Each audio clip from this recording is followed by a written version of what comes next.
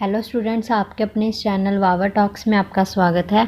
आज के लेक्चर में हम हिंदी के सिलेबस का विकारी शब्द को डिस्कस करेंगे। जो हमारे पहले 3 चैप्टर है वो हो चुके हैं। ज़्यादा टाइम वेस्ट ना करते हम लेक्चर शुरू करते हैं। तो जैसे हम लास्ट लेक्चर में किया था कि विकारी शब्द किसे कहते हैं, तो सबसे पहले आज हम इसकी इंट्रोडक्शन करेंगे। देन जो MCQ टाइप क्वेश्चन एग्जाम्स के लिए बहुत इंपॉर्टेंट है वो करेंगे। सबसे पहले हमारे पास है विकारी शब्द। जो शब्द वाक्य में प्रयोग किए जाने पर लिंग, वचन, कारक काल के कारण अपना रूप बदल ले उसे हम विकारी शब्द कहते हैं। विकारी शब्द कौन कौन से हैं? संज्ञा, सर्वनाम, क्रिया और विशेषण। आज के लेक्चर में हम डिटेल में संज्ञा और सर्वनाम को करेंगे और नेक्स्ट लेक्चर में हम क्रिया और विशेषण को डिस्कस करेंगे। सबसे पहले हमारे पास है संज्ञा किसे कहते हैं। किसी भी व्यक्ति, वस्तु, जाति, भाव या स्थान के नाम को संज्ञा कहते हैं। जैसे मनुष्य, ये व्यक्ति है। भारत, ये हमारे पास स्थान है। बचपन, ये भाव है। और किताब इत्यादि। नेक्स्ट है संज्ञा के भेद। संज्ञा के कितने भेद है? संज्ञा के 5 भेद है। व्यक्तिवाचक संज्ञा, भाववाचक संज्ञा, जातिवाचक संज्ञा, द्रव्यवाचक संज्ञा और समूहवाचक संज्ञा। अब हम इन सभी को एक एक करके डिटेल में पढ़ेंगे। व्यक्तिवाचक संज्ञा, जो शब्द केवल एक व्यक्ति, वस्तु या स्थान का बोध कराते हैं उसे हम व्यक्तिवाचक संज्ञा कहते हैं। मतलब जो शब्द केवल एक ही व्यक्ति या वस्तु, स्थान को रिप्रेजेंट करते हो, जैसे भारत, साइकिल, रमेश इत्यादि, ये सभी एक एक ही वस्तु, व्यक्ति या स्थान है। उदाहरण हमारे पास, रमेश बाहर खेल रहा है।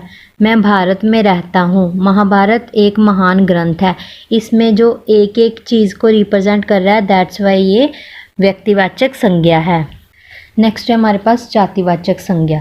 जो शब्द किसी व्यक्ति, वस्तु, स्थान की संपूर्ण जाति का बोध कराते हैं उन शब्दों को जातिवाचक संज्ञा कहते हैं। मतलब जो एक ही कैटेगरी को रिप्रेजेंट करे। जैसे मोबाइल, हमारे पास मोबाइल एक नहीं, ये सारे मोबाइल को रिप्रेजेंट कर रहा है। टीवी, गांव जो सारे लोगों को रिप्रेजेंट कर रहा है। स्कूल इत्यादि। उदाहरण है हमारे पास, स्कूल में बच्चे पढ़ते हैं, तो यहाँ बच्चे एक नहीं है, सारे बच्चों को रिप्रेजेंट किया गया है। पेड़ पर पंछी बैठे हैं, पेड़ पर कोई एक पंछी नहीं है, सारे पक्षी की जाति को रिप्रेजेंट किया गया है। नेक्स्ट है हमारे पास भाववाचक संज्ञा। जो शब्द किसी चीज़ या पदार्थ की अवस्था, दशा या भाव का बोध कराते हैं उन शब्दों को भाववाचक संज्ञा कहते हैं। मतलब जिस चीज़ या पदार्थ या अवस्था को हम फील करते हैं उसको भाववाचक संज्ञा कहते हैं। जैसे बचपन, बुढ़ापा, मोटापा, मिठास इत्यादि, इन सभी को हम फील कर सकते हैं। कारण ज़्यादा दौड़ने से मुझे थकान हो जाती है, तो यहाँ थकान क्या है? भाववाचक संज्ञा है। लगातार परिश्रम करने से सफलता मिलेगी, तो यहाँ सफलता क्या है? भाववाचक संज्ञा। नेक्स्ट है हमारे पास द्रव्यवाचक संज्ञा। जो शब्द किसी धातु या द्रव्य का बोध कराते हैं उसे द्रव्यवाचक संज्ञा कहते हैं। जैसे कोयला, पानी, तेल, घी इत्यादि, जो ऐसे शब्द होते हैं वो द्रव्यवाचक होते हैं। जैसे एग्जाम्पल है हमारे पास, मेरे पास सोने के आभूषण है, तो यहाँ सोना क्या है? द्रव्यवाचक संज्ञा। मुझे दाल पसंद है, तो यहाँ दाल क्या है? द्रव्यवाचक संज्ञा। जो ऐसे शब्द होते हैं वो क्या होते हैं? द्रव्यवाचक संज्ञा। नेक्स्ट है हमारे पास समूहवाचक संज्ञा। और समूहवाचक संज्ञा को हम समुदायवाचक संज्ञा भी बोलते हैं। जिन संज्ञा शब्दों से किसी भी व्यक्ति या वस्तु के समूह का बोध होता है उन शब्दों को समूहवाचक संज्ञा कहते हैं। मतलब समूह का हमें ज्ञान होता है, एक ग्रुप का ज्ञान होता है। जैसे भीड़, पुस्तकालय, झुंड, सेना इत्यादि। मतलब जहाँ एक से ज़्यादा की गिनती में कोई भी वस्तु या व्यक्ति हो। उदाहरण, भारतीय सेना दुनिया की सबसे बड़ी सेना है, तो यहाँ सेना में एक से ज़्यादा व्यक्ति हैं। कल बस स्टैंड पर भीड़ जमा हो गई, तो यहाँ भीड़ क्या है? समूहवाचक संज्ञा। तो हमारा संज्ञा का टॉपिक इधर ही ख़त्म होता है। नेक्स्ट हम करेंगे सर्वनाम। तो सबसे पहले सर्वनाम किसे कहते हैं? संज्ञा के स्थान पर प्रयोग होने वाले शब्दों को सर्वनाम कहते हैं। तो आपको ये डेफिनेशन याद रखनी होगी कि जो संज्ञा के स्थान पर प्रयोग होते हैं उसे हम सर्वनाम कहते हैं। इसे हम उदाहरण के जरिए समझते हैं। जैसे बच्चे बाहर खेल रहे हैं, बच्चे ऊंची ऊंची हंस रहे हैं, बच्चे एक दूसरे का मजाक उड़ा रहे हैं। यहाँ जो बच्चे शब्द है वो किसके लिए रिप्रेजेंट किया गया? संज्ञा के लिए।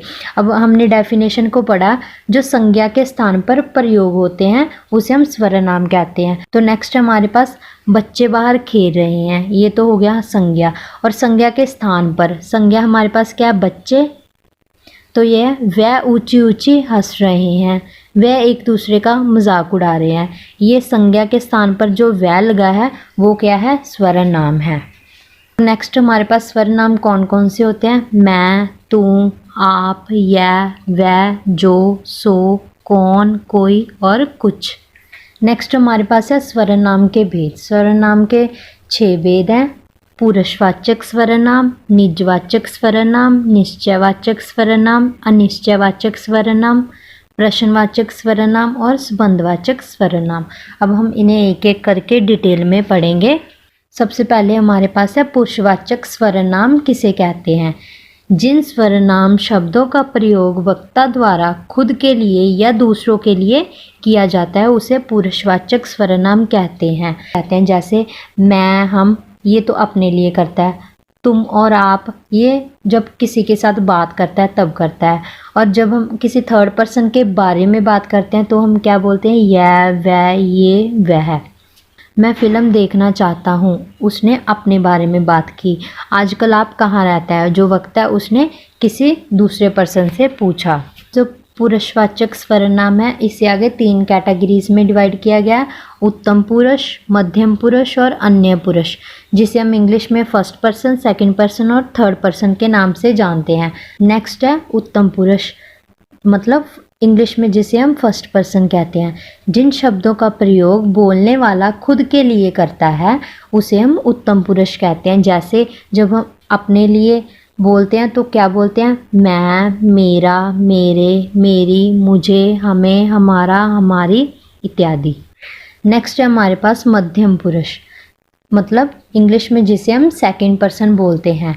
जिन शब्दों का प्रयोग सुनने वाले के लिए किया जाता है, जैसे हम जब किसी के साथ बात करते हैं तो जो सुनने वाला उसके लिए किया जाता है। जैसे हम उसके साथ ऐसे बात करते हैं, तू, तुझे, तुझको, तेरा, तेरी, तुम, तुम्हें, तुम्हारा, तुम्हारी इत्यादि।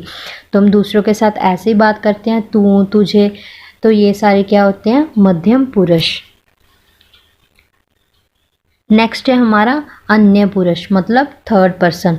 जिन शब्दों का प्रयोग किसी तीसरे व्यक्ति के बारे में बात करने के लिए होता है। जब 2 व्यक्ति आपस में बात करते हो, तीसरे व्यक्ति के बारे में बात कर रहे हो तो वो अन्य पुरुष होता है। जैसे वह, यह, ये, वह। तो हम जब तीसरे पर्सन के बारे में ऐसी बात करते हैं, वो, वह, तो इसे हम कहते हैं अन्य पुरुष। नेक्स्ट हमारे पास निजवाचक स्वरनाम। तो नाम से हमें पता चलता है कि निज किसे कहते हैं? निजी। निजी मतलब अपना। जिन शब्दों का प्रयोग वक्ता किसी चीज़ को अपने साथ दर्शाने या अपनी बात को बताने के लिए करता है उसे हम निजवाचक स्वरनाम कहते हैं। इसे आसान शब्दों में हम ये भी कह सकते हैं कि जिन शब्दों का प्रयोग वक्ता अपने लिए करता है। जैसे मैं अपने कपड़े स्वयं धो लूँगी, तो यह मैं है और स्वयं है, मतलब अपने लिए ही वो बात कर रहा है। मैं वहाँ अपने आप चली जाऊँगी, यह मैं है मतलब अपने लिए और अपने आप चली जाऊँगी। ये सारा निजवाचक स्वरनाम है। नेक्स्ट है हमारे पास निश्चयवाचक स्वरनाम। तो निश्चयवाचक स्वरनाम से हमें पता चलता है कि किसी चीज़ की श्योरिटी।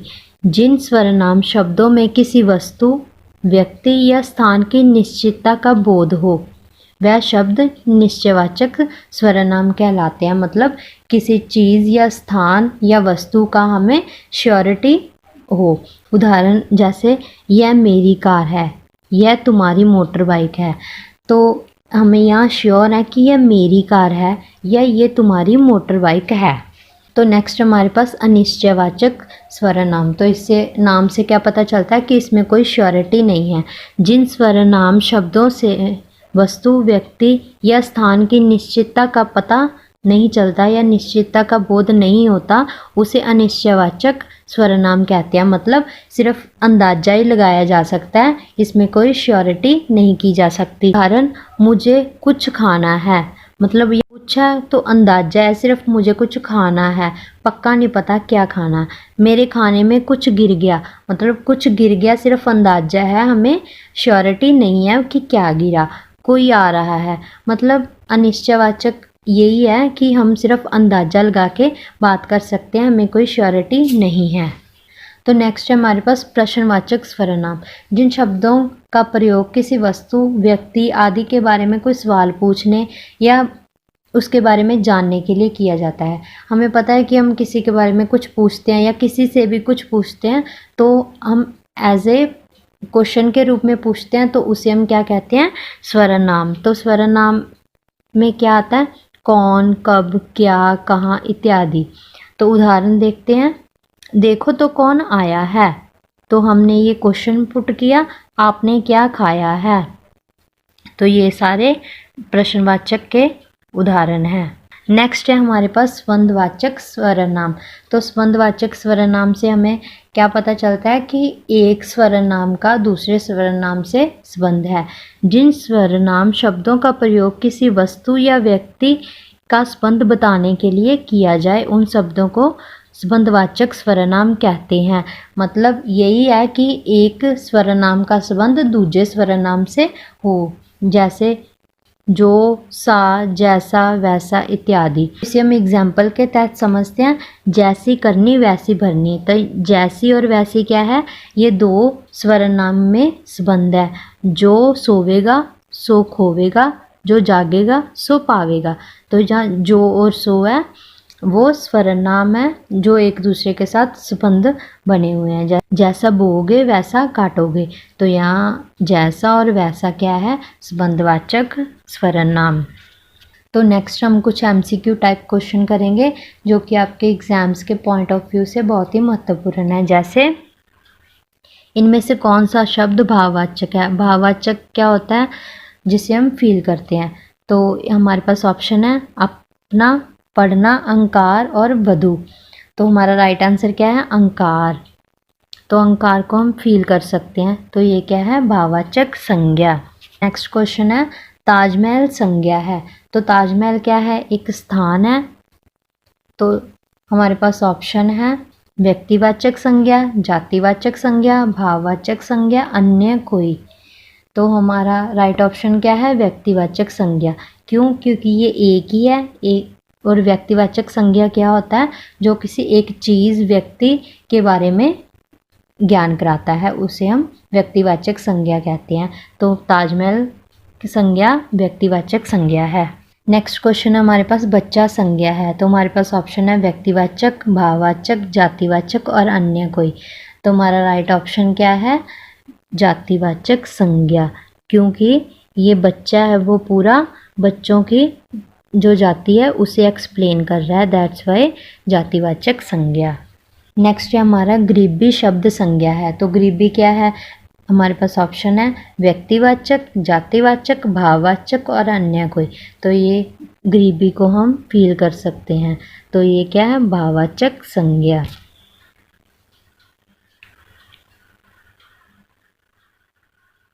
तो नेक्स्ट क्वेश्चन हमारे पास है निम्नलिखित में से व्यक्तिवाचक संज्ञा क्या है। तो हमारे पास ऑप्शन है सेना, सुप्रिया, बुढ़ापा और उनका।